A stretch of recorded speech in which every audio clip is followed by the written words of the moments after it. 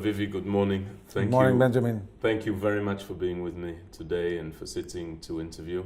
I'm looking forward to bringing a little bit about your personal background and some of the initiatives on which we're working to the attention of the listener and of the viewer. And what I'd like to do is begin with a little bit about your personal background so that people can have the pleasure of getting to know you, as I have gotten to know you, quite frankly, because it's a unique story. So first of all, let's begin with where were you born, where were you raised, and why were you raised in those places? Okay, I was born in Jerusalem. My father's family has lived in Jerusalem for 15 generations. Mm-hmm. My mother's family survived the Holocaust and on the eve of Israel's independence immigrated to Israel from Bulgaria. My father has worked for years in the Ministry of Foreign Affairs. He was Israel's ambassador in Turkey, in Chile, and in Colombia. So I got to spend most of my youth outside of Israel. From the first 18 years of my life, 15 years were spent abroad. So the first 15 years of your life was spent abroad, and where specifically was that period spent? Well, immediately after I was born, my parents arrived to Italy. So my first year I spent 2.5 years actually I spent in Rome. Mm-hmm. Then we moved to Africa, to Ivory Coast, for another 2.5 years. I returned for a short period of time to Israel, and then once again we moved, this time to South America. Mm-hmm. I arrived at the age of 7 to Chile at the time of Pinochet, mm-hmm. Quite a harsh time for the country. I was educated there in an American school for 2 years, and from there we moved to Argentina.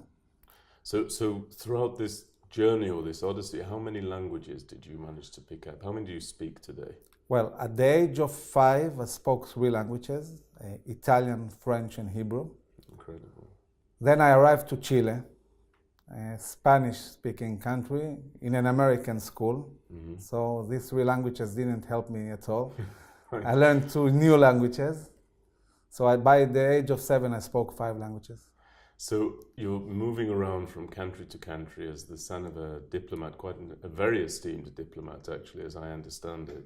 I've had the pleasure of getting to know him somewhat as you've introduced him to our work and to our initiatives.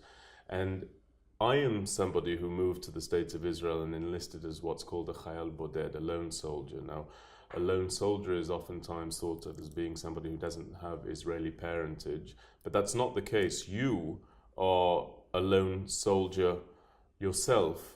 Tell me how it was that you made the decision to enlist, and then we'll go on to perhaps how you built such an illustrious career there. Well, as an Israeli, it was obvious that I would go back to Israel and enlist. At the age of 15, I arrived to Rome once again. There I was educated in a British school, and my friend in school used to ask me, "How long will you serve in the army?" My straight answer was 4 years. I knew from the beginning that I'm going to be an officer in the army, and that at the age of 18 I will go back to Israel and enlist. And you wanted to be an officer. Was that because with your background and being conversant in so many languages, were you determined to be a combat officer, or did you think that you might go into the foreign relations branch of the IDF? What was open to you and what were you passionate about? Well, at high school, I dealt with 2 main things. I composed classical music, I sang in a choir, and I played the piano. This is a big part of my life, and I thought at the time that I will be a professional musician. At the same time, I was also a house captain in the British high school. Now let's just stop there, because I grew up in the United Kingdom, and it's no small thing for a Jewish boy, let alone an Israeli Jewish boy, to become a house captain. So you must have been quite an exceptional character within the high school environment. I think that at the time I didn't really realize how big deal it was. I arrived at the age of 15 to this British high school, St. George's English School in Rome. At the age of 16, 1 year later, I was a vice house captain. Mm-hmm. And then a year later, in my last year of school, I was asked to be the house captain. By the way, my house won all the tournaments throughout the year in these 2 years. Excellent. So I experienced leadership at a young age, but I was also deeply engrossed in music. And when I came back to Israel, I had to decide which way to go, music or leadership. And once I joined the combat engineers, it was clear to me that it's going to be leadership. And so you joined the Israel Defense Forces, your parents are living outside of the country, and you begin this career in the Israel Defense Forces, as you said, in the combat engineers. And then tell me about some of the positions that you've held within the IDF. Well, as you know, in the IDF, everybody starts as a simple soldier. So did I. My first year was quite difficult for me. Why was that? Well, first of all, as you said, I was a lone soldier. My parents still were in Rome. At the time, they came back only a year later. It also was a cultural shock, coming from a diplomatic background to real Israeli harsh life. Right. It was a complete shock to me. It took me time to adjust, to understand the language again. You know, things change very fast in Israel. And to meet the whole Israeli society. I didn't know it as well as I know now. And you're there, the 4 years come and go. What makes you take the decision to spend more time in the military? Was there a specific event? Was there a specific set of opportunities? What did it come down to? Well, when I became an officer, I was honored to receive command of a platoon of 30 soldiers. And it was the most amazing and special year of my life, leading soldiers in a battlefield and in training. It felt to me like the most important thing I've ever done. And I felt I was good at it, and I can do even more. And so your career progresses from there. Tell us about some of the positions that you held along the way to becoming a Brigadier General. Well, I was a platoon commander, a company commander. I commanded 3 different companies. Later on, I was a battalion commander. I commanded a battalion of combat engineers of over 800 soldiers. Quite a difficult period of time. I started my command in 2002. Very difficult and complex time. Right. Throughout the 2 years between 2002 and 2004, we operated mainly in Judea and Samaria and also on the northern border. Can you just give the listeners a little bit of context about what was going on at that time? Well, in April 2004, Israel started operation, it's called in English? Defensive Shield. Okay. So in 2004, Israel started Operation Defensive Shield, and exactly at the beginning of this operation, I got the command of the Combat Engineers Battalion. So I commanded the battalion in this operation, and it took more than 2 or 3 years after the operation to manage and control the burst of terror that we saw at the time. We conducted for every night operations in different cities in Judea and Samaria, apprehending suicide bombers. And only in 2004, 2005, we managed to bring back the situation to be a normal situation in Israel. And then you continue beyond 2002, beyond 2004. And what were some of the positions that you held subsequently? And talk to me about where your career ended and when, if you would. Well, after my position as a battalion commander, I became Aide-de-Camp of the General Chief of Staff, Lieutenant General Bogie Yaalon.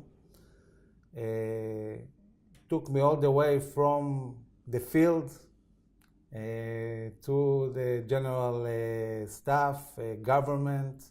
Well, what are some of the complexities of holding that position as opposed to being in the field? You're now essentially the right hand of the Chief of Staff for the Israel Defense Forces. Can you educate me about some of the specific distinctions that you had to really get used to and become accustomed to in that capacity? Well, first of all, it's a completely different position. You have to deal with all the generals. You have to deal with the office of the Minister of Defense. You have to deal with the office of the Prime Minister of Israel. The intelligence officers, I assume, Of course, as well. I used to go every morning. I would arrive at 5:30 in the morning to the office, read all the intelligence that came in during the day and the night, being informed about all the operations and everything that happened. Sometimes in the middle of the night deciding whether I have to wake up Lieutenant General or not. Sometimes taking decisions for him, knowing that I'll have to explain in the morning why I took the decisions and didn't wake him up. You'd be very sure of your decisions before taking them. Yes, you need to be very sure when you are asked whether some Air Force planes need to be sent somewhere in the middle of the night or not. And you're making these decisions in this capacity as Aide-de-Camp. Now, how old are you at that time? I was 35 years old. That is a tremendous amount of responsibility that I think, frankly, most people go a lifetime without ever encountering. So you're making all of these decisions. By the way, what's the bigger decision, letting the Chief of Staff sleep or waking him up?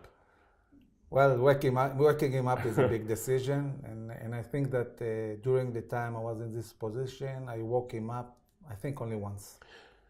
Okay, so we'll see whether you're at liberty to talk about that particular decision. But tell me, what was he like? What was he like to work for? How approachable, how personable was he? Well, Lieutenant General Bogie Yaalon is a very, very special person, very honest, very sharp, very courageous. I've seen him taking decisions, very difficult decisions. That very few people would have the courage to take. I consider myself as a person who is not afraid to take decisions, but when I sat beside him and saw him taking decision, I asked myself several times whether I would have the courage to take the same decisions. Do you think that being there with him at the age that you were impacted on your decision-making ability? Do you think that that's something that he mentored you on, or was that there innately within you? Yeah, it had a great impact on me. And so he mentored you in a number of different ways, including how to take decisions, how to manage situations, and so forth. And are you able to speak about the one occasion that you woke him up? Well, actually, no, I'm not. Okay. It's mainly special operations issues. Okay. But you're looking at these intelligence briefings, and you mentioned earlier they're coming in on a daily basis. How often are you having to review intelligence sources, points of information, and so forth? And how much of that goes directly to the Chief of Staff thereafter from you? First of all, it depends who is the Chief of Staff. Lieutenant General Bogie Yaalon, he was really passionate about intelligence. He wanted to read intelligence all the time. Mm-hmm. And he wanted the source, really, not somebody telling him what he thinks about the intelligence. He wanted to know really what exactly was the information that came. So throughout the day, he would read different intelligence messages that were sent. And it's ongoing. It's 24/7 all the time. New information that needs to be assessed, sometimes very fast. Mm-hmm. And this is all while commanding the whole army and meeting with different armies around the world and commanding operations and special operations. It's a very busy position. And who were some of the other characters that you saw and met with in that capacity? Were there figureheads from government? Were there leaders from overseas? Can you talk about some of those? Well, it was senators, congressmen, other lieutenant generals from all over the world who were really interested about Israeli know-how. Mm-hmm. Everybody wants to learn from the IDF. So these people were coming into the offices of the Chief of Staff, not necessarily to teach, but rather to learn from the best practices here. Yes, definitely. We are a very experienced army, and the way things are being learned here, everywhere in the world, people want to know how things are done in the IDF. Mm-hmm. What's the lessons, what's the new lessons learned, and how to use this knowledge in their armies. And what was the rapport like between General Yaalon and his counterpart from the United States or from other countries? Did it often come down to a personal rapport, whether there was a liking between the two individuals, or does it go beyond that, or is it a combination of the two? It's definitely a combination. Okay. And Lieutenant General Yaalon was a very likable person. He's funny. Mm-hmm. He has good jokes. Okay. He's very sharp. So everybody was really happy to meet him in every occasion. I think that one of the most special events, personally, I had is I flew with him to several countries. Mm-hmm. And in one occasion we flew to Turkey. We visited the Turkish army. And of course we had a dinner at the ambassador's house. Mm-hmm. At the time it was my father. That's right. So I found myself in an official dinner with the General Chief of Staff at my parents' house. Oh, that's a fabulous dynamic. Yeah, it was great. And after you concluded that position as the Aide-de-Camp, you continued to climb the ranks, and you retired ultimately at the rank of Brigadier General. And your last position within the Israel Defense Forces was the Senior Auditor of the Israel Defense Establishment. So that's the military, that's the civilian sector, and the intersection between the two. Can you outline some of your responsibilities? And in fact, there's an interesting context out of which that position grew. Can you give us a little bit of that context as well? Well, this is a very, very unique position.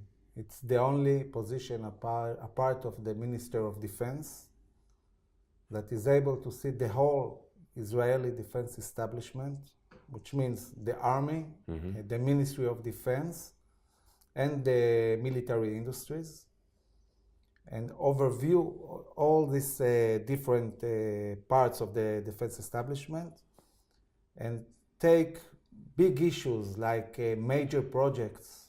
Everybody's talking about the submarines now. Mm-hmm. This is an example of a major project that has been dealt in the army, in the Ministry of Defense, and in the industry, of course.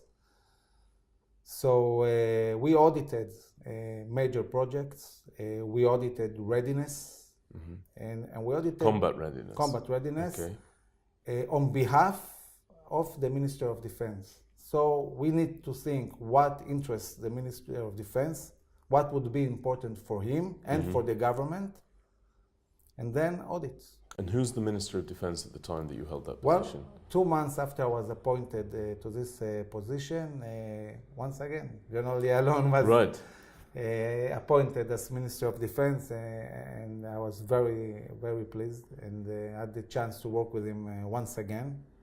So you became the Senior Auditor for the Israel Defense Establishment. You're answerable to the Minister of Defense, Moshe Yaalon. Now, that means by definition he's a politician, but there are a lot of people who say about him that he operates in accordance with a series of inner guidelines that are not typical of the average politician. Is that your experience with him? Yes, this is definitely my experience. I think that General Yaalon is a professional. He acts according to professional issues and not politic issues. And that's what guides him, that's what helps him to make his decisions at the end of the day, more than political considerations. Definitely, yes.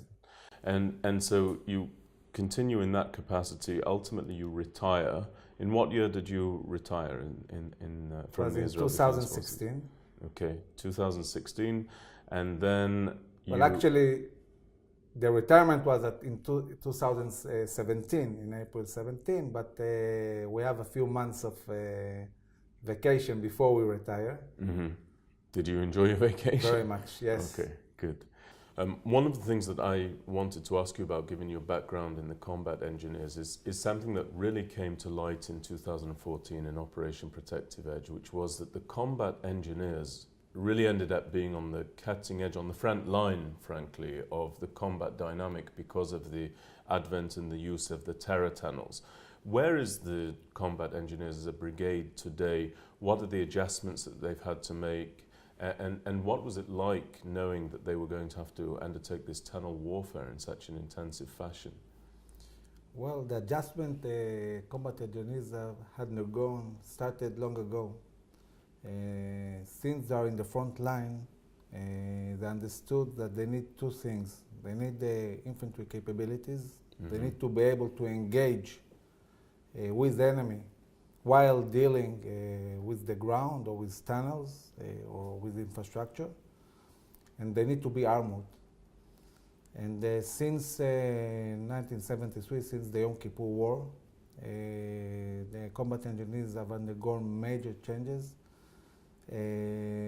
Unlike most of the combat engineers in the world, they don't deal anymore with logistics. They don't build bases. If they're Pontoon not bridge, fortified. there was the famous pontoon bridge. Is that the combat They do engineer? build bridges, Okay. but not. They don't deal with everyday logistics. They don't build. They don't deal with electricity, and they don't deal with the water supply, and other things that the engineers do deal with in other countries. In Israel, we decided that the engineers will be only combat engineers. And were you part of that change? Were you part of the command and the implementation of that change at all? Yes, of course. I felt that change as already as a soldier in '87. Mm-hmm. There we were told you are coming to a unit that is infantry and engineers. Mm-hmm. It was very important at the time for the combat engineers to say we are also infantry. But as time went by, the issues combat engineers had to deal with were so complex that we find ourselves more and more dealing with the world of combat engineers and less with other issues. But we have very capable soldiers fighting, the ability to fight, and they are very well protected in armored APCs. So you're saying that the combat engineers are a fighting force in every sense of that idea, similar to the infantry and so forth? They are a fighting force, and they are growing part of the fighting force all the time. Today, the combat engineers corps is as big as the armored corps, which is amazing to me. Mm-hmm. This is a complete change. In the Second World War, for every 10 tanks, you had one combat engineer APC. Mm-hmm. Now they're the same size because of the complexity of tunnels, of dealing with infrastructure in urban areas, with bombs, with mines, and with IEDs. And there's an elite unit in the combat engineers known as Yaalon. What makes them elite and how do they operate? Well, they are elite in... one of the reasons we need an elite unit is we have other elite forces. And when elite forces operate in different scenarios, they need engineers with them. And they need engineers who have elite capabilities. So Yaalon was created at the beginning to assist elite units.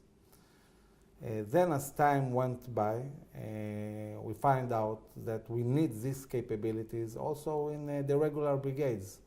And today, each brigade, whether it's an armored brigade or an infantry brigade, when they operate in a scenario like Gaza, they will have elements of Yaalon embedded within the units. So, unlike many of the elite forces within the Israel Defense Forces, it sounds as though members of Yaalon actually get supplanted to work alongside other elite units as they undertake their operations. So they have to be highly adaptable, I presume, and they have to be highly capable, and they also have to be able to work and almost take on whatever the best methods are of the force they're fighting as part of. Is that correct? Am I understanding? Yeah, it is. I mean, for a good example would be that when the Navy, Israeli Navy SEALs,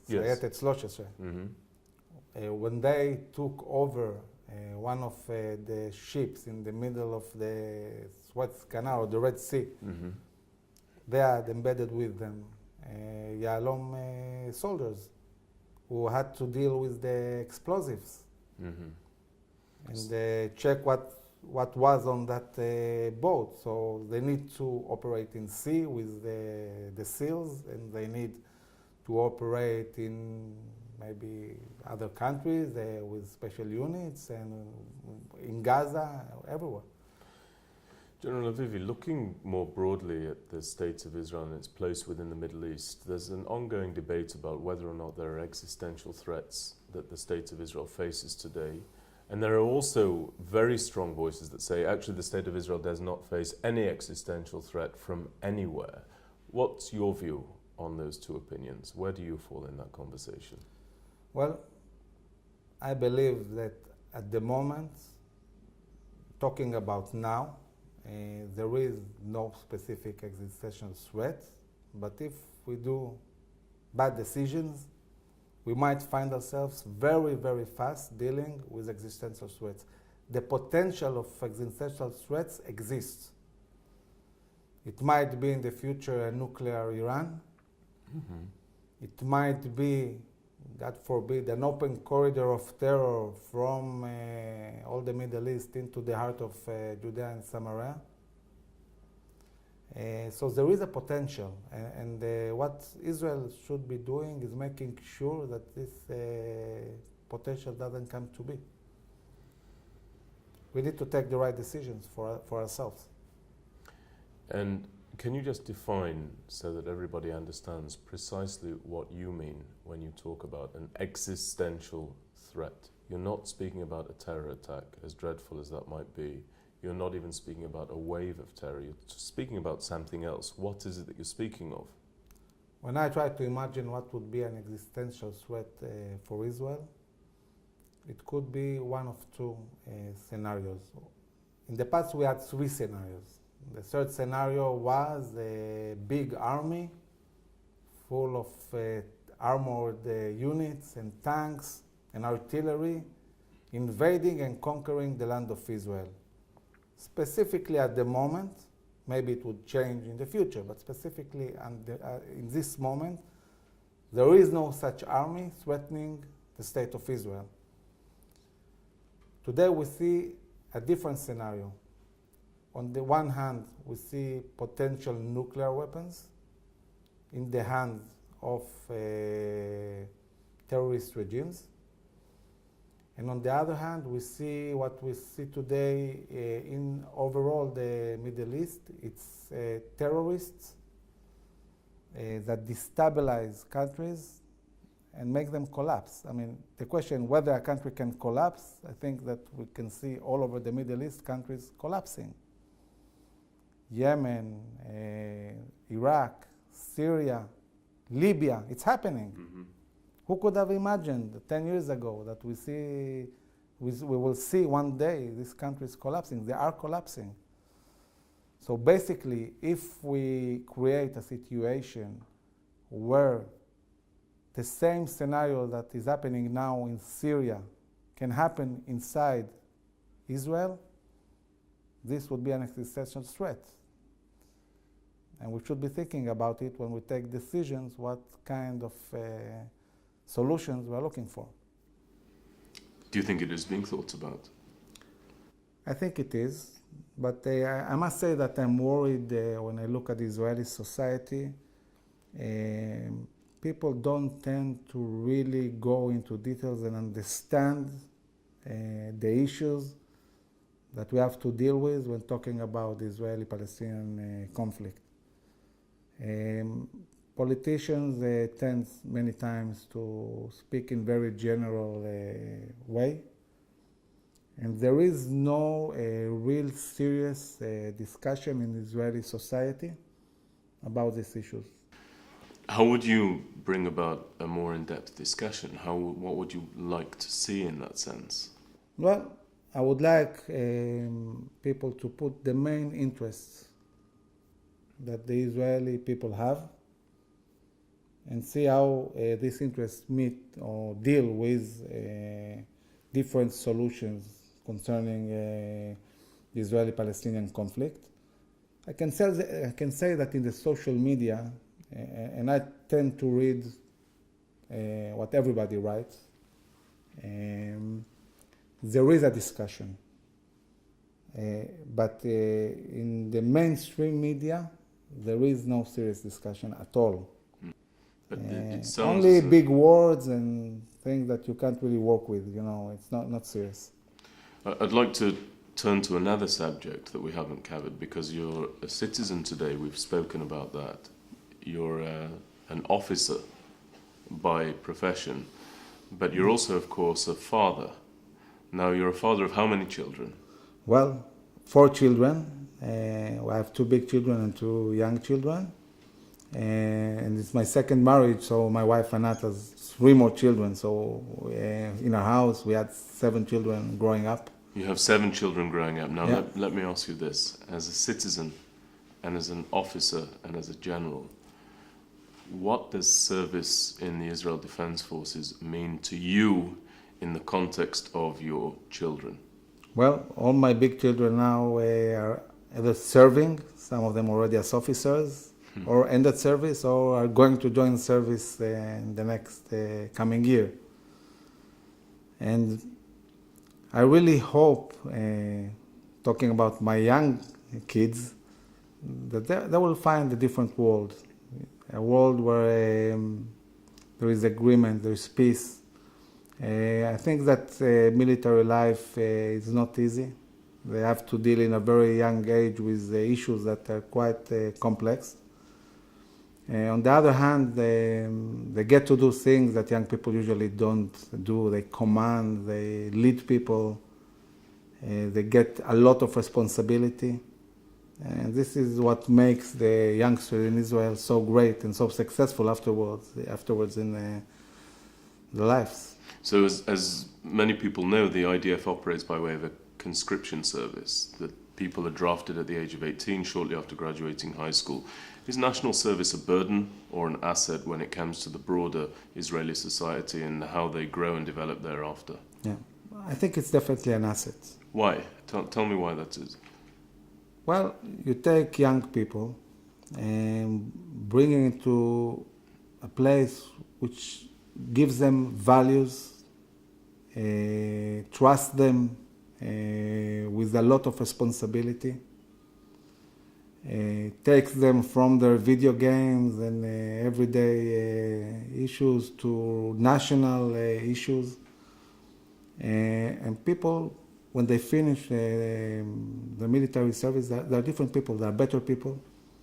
They get to know all the Israeli society. They get to interact with very different people maybe that they met during their young life. Because it's this melting pot. Yes, exactly. And you said that you hope that your children will know a time that's different to the formative years that you experienced, that they'll know a time of peace with their neighbors and so forth. That's your hope. Is it your belief, though? Do you think that that will be the case? I consider myself a very realistic person, and I believe that there could be reached agreements that both sides will benefit from. But I also believe that in this world you need to be strong always and ready, because changes are really fast. And I don't know why people are always surprised by the fact that history keeps changing all the time. I mean, just look at the last 10 years, it's incredible. The whole world has changed completely. The world is changing all the time. Sometimes it's for the better and sometimes it's for the worse. And you need to be ready all the time for all scenarios. This is the only way to thrive. Are we thriving here in the States of Israel? I think we are. Israel is extremely successful. I mean, I from my perspective today, when I was 18, I remember my friends in high school asking me, they didn't know Israel at all. And they used to ask me questions like, hey, do you still drive with camels? Or maybe the only thing we could be really proud about was the Jaffa oranges. Today, everybody looks up at Israel and wants to be in touch with the state of Israel and learn from our experience in technology, in the economy, military. This is a huge change from what I saw when I was young. I'd like to ask you just 2 questions that I think you're almost uniquely placed to speak about. So you grew up as an Israeli living in the diaspora. And you spent your adult life as a commander of Israelis in the State of Israel. What's the distinction within yourself that you noted as a Jew in the diaspora versus as a Jew in the State of Israel?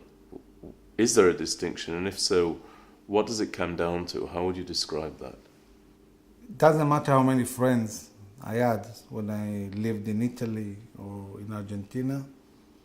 I always had the feeling that it's not my home, not my place, and it's not really the place I feel comfortable in. And only in the State of Israel, it's the only place I feel really at home.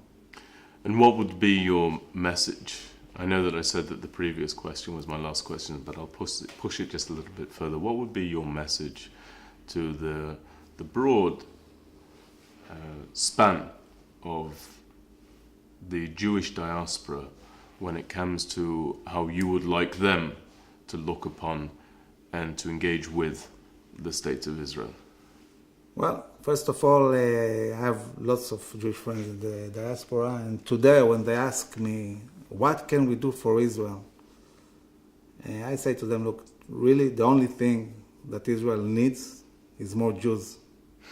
We need our brothers in the diaspora to make Aliyah and join us. And sisters. And brothers and sisters, of Absolutely. Course. From the diaspora to join this exceptional, successful country and build their life here. And I believe that today the situation is more about what Israel can do for the Jewish diaspora and not what the Jewish diaspora can do for Israel. And this is good news. This is good news for the Jewish people. And do you view it as a partnership, as a partnership of value and virtue between the Jews within the State of Israel and the Jews in the diaspora? We are one people, Am Israel. It's one nation, one people. There is no Jews and other Jews. It's one Jewish nation. And I think we have to do what was expected from us to do from the beginning, to come back to our homeland and live together here. And General Avivi, when you think about individuals of the Jewish faith who live outside of the States of Israel, individuals of other faiths, and individuals who don't ascribe to any particular faith whatsoever, but who worry about the State of Israel, what would be your message to them? First of all, I say, don't worry, we're doing fine. I'm very optimistic. We talked about different threats, but the future of Israel is bright. And Israel, every day that goes on, is becoming a stronger and stronger light throughout the world, bringing its know-how, its technology, its values all over the world. And this is what the Jewish people from the beginning has been assigned to be a light in this world. General Avivi, thank you so very much for your time. Thank you for letting us get to know you. Thank you for letting me get to know you. And I look forward to continuing the conversation. Thank you very much. Thank you very much. Thank you.